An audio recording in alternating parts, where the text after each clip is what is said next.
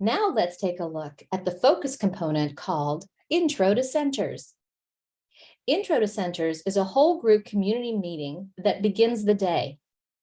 Intro provides children with the information and guidance on the day's learning experiences. Intro to Centers, like all of the focus components, follows the guiding principles, such as children are active agents in their learning, and instructional practices such as less whole group, more small group.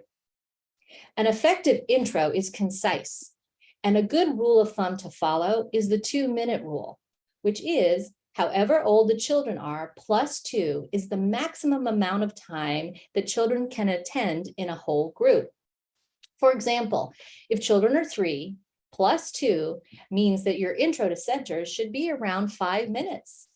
If that seems incredibly short, think about the minutes past the 5-minute mark, where the management language of crisscross applesauce, 1, 2, 3, eyes on me, keep your hands to yourself increases, and the instructional language that guides children in their center learning and play decreases. At the end of these slides, make sure you watch the video of a teacher executing an efficient and well-done intro to centers.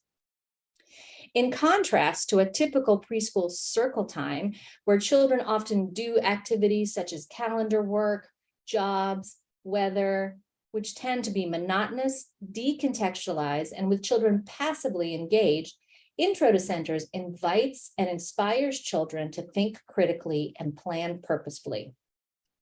Some recommendations for keeping your Intro to Centers on pace: read through the plan's script so that you are familiar with the vocabulary to be defined and the questions to ask. Have all of your materials organized and at the ready. Finally, have a routine for a quick and efficient release to centers.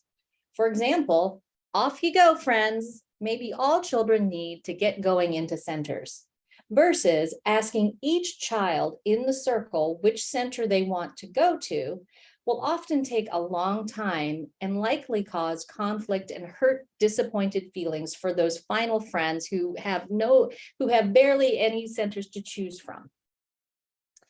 Although Intro to Centers and centers are considered 2 separate components, they should happen consecutively.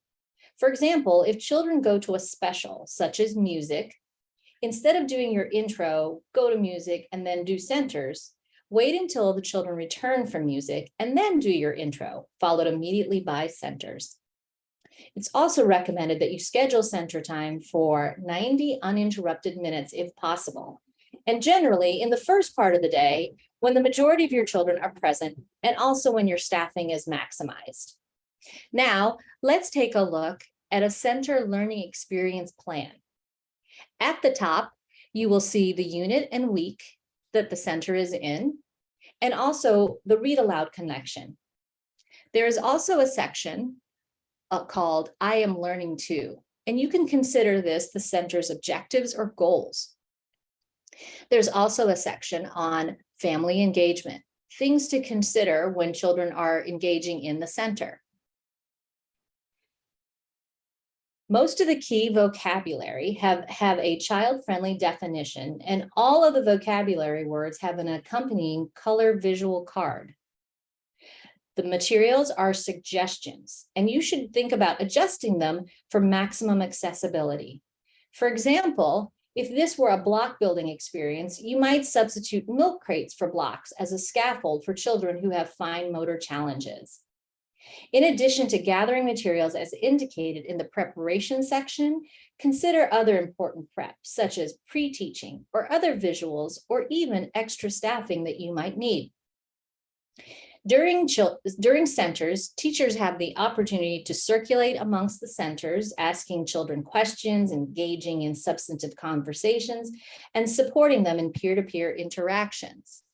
The Intro to Centers helps give you the words and the script to introduce the center appropriately.